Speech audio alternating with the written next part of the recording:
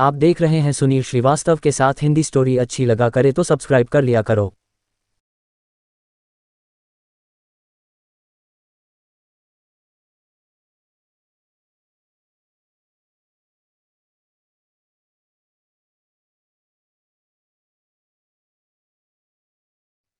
नाम गुम जाएगा, चेहरा ये बदल जाएगा, मेरी आवाज़ ही पहचान है।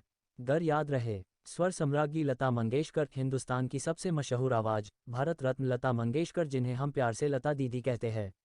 जन्म 28 सितंबर 1929। इनके पिता स्वर्गीय दीनानाथ मंगेशकर खुद एक जानी मानी हस्ती थे।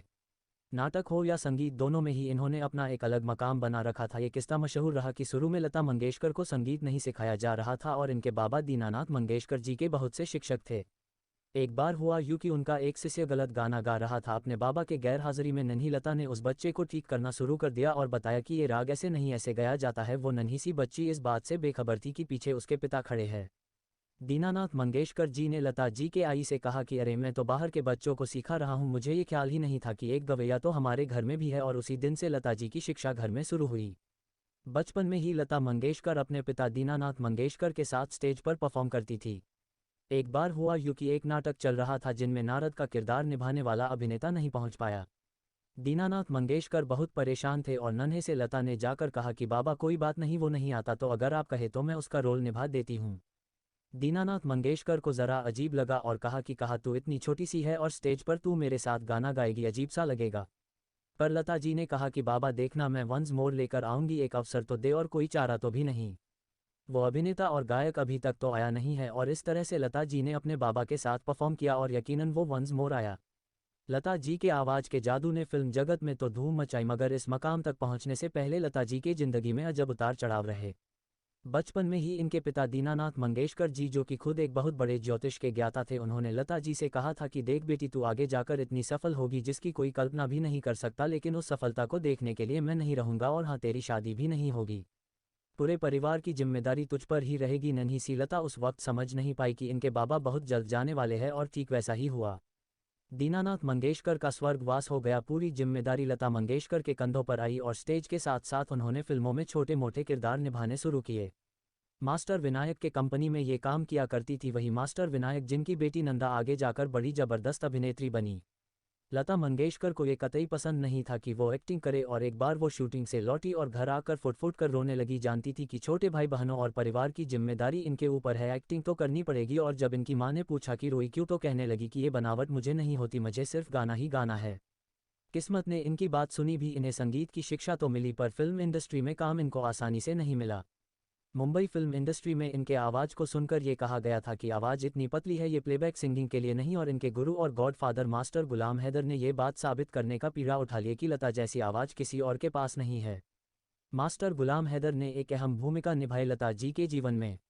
ना ही बड़े ब्रेक्स दिलाए, बल्कि ये विश्वास भी रखा कि एक दिन सिर्फ इसी की आवाज़ गूंजेगी, बाकी सारी आवाज़ें इसके आगे फीकी रहेंगी। और ठीक वैसा हुआ भी।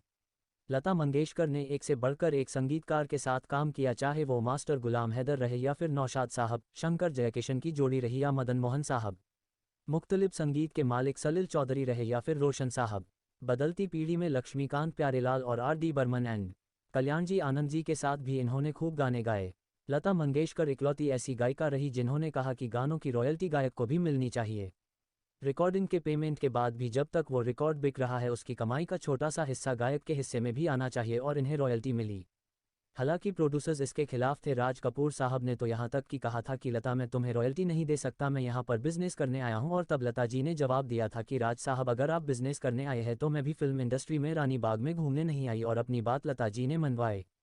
यह बात बहुत कम लोग जानते हैं कि लता मंगेशकर बतौर संगीतकार में भी काम कर चुकी है। इनके ऊपर खासा दबाव था कि लता मंगेशकर को भी म्यूजिक डायरेक्टर बनना चाहिए।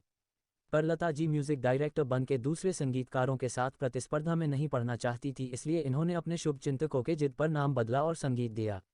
मराठी फिल्म थी राम राम पाभने और बतौर संगीतकार लता जी ने अपना नाम रखा था आनंद घन। और ये राज भी तब खुला जब एक अवार्ड फंक्शन में बार बार आनंद घन को मंच पर बुलाया जा रहा था और वह वहां पर मौजूद होते हुए भी स्टेज पर नहीं चढ़ रही था। जाहिर सी बात है, लता मंगेशकर कैसे जाहिर करती कि वही लता है और हो आनंद घन भी। पर लता जी को मंच पर जाना ही पड़ा और इस तरह से ये राज खुला। ये बात भी आगे जाकर पता चली कि 60 के दशक में जब लता मंगेशकर एक अलग मुकाम हासिल कर चुकी थी तब इनकी तबीयत अचानक बहुत खराब हो गई थी। मौत के मुंह से इन्हें बाहर निकाला गया था और डॉक्टर ने इन्हें बोला था कोई आपको धीमा जहर दे रहा था और वो डॉक्टर सही था। इनका एक रसोइया इन्हें हर रोज़ धीमा जहर दिया करता था जिसकी वजह से लता जी की जान भी जा सकती थी, पर इनके बीमार पड़ते ही तुरंत वह रसोइया भाग गया।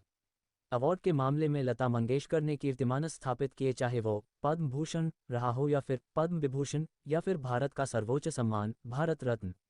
जहां पर फिल्म फेयर अवार्ड की बात आती है तो लता मंगेशकर ने ये फैसला कर लिया था कि अब नए गायक और गायिकाओं को मौका मिलना चाहिए, इसलिए एक वक्त पर इन्होंने अवार्ड लेने से इनकार कर दिया था। लता मंगेशकर एक बहुत हंसमुख प्रतिभा है और इन्हें फोटोग्राफी का बड़ा शौक है। ये बात सही है कि लता मंगेशकर की शादी नहीं हुई, पर लता जी ने हमेशा कहा कि मेरे परिवार में मेरे छोटे भाई बहनों के बच्चे भी मेरे खुद के ही तो बच्चे हैं। हर संगीतकार के साथ लता मंगेशकर की संबंध खूब जमी, चाहे वो दादा बर्मन रहे या फिर उनके बेटे आर.डी. बर्मन या फिर बदलते वक्त के संगीतकार जतिन ललित और ए.आर. रहमान। लता मंगेशकर ने हर दौर हर युग में अपनी आवाज़ से सभी का दिल जीता है। जब हिंदुस्तान और चीन का युद्ध हुआ तो बहुत सैनिक शहीद हुए, तब लता मंगेशकर की आवाज़ में आया ये गाना, ऐ मेरे वतन के लोगों ज़रा आंख में भर लो पानी। इसे सुन तत्कालीन प्रधानमंत्री पंडित जवाहरलाल नेहरू रो पड़े थे। यह बात भी मशहूर रही है कि लता मंगेशकर इकलौती ऐसी गायिका है जो गाने के लफ्ज़ सुनकर ही उस गाने को रिकॉर्ड करती है। यदि कोई भी आपत्तिजनक शब्द हुआ तो लता जी उस गाने को रिकॉर्ड करने से इनकार कर देती। गज़लें रही या फिर रोमांटिक गाने, दर्द भरा गीत रहा या फिर सपनों भरा, हर जज्बात को लता जी की आवाज़ मिली है। नाम गुम जाएगा चेहरा ये बदल जाएगा, मेरी आवाज़ ही पहचान है, गर याद रहे।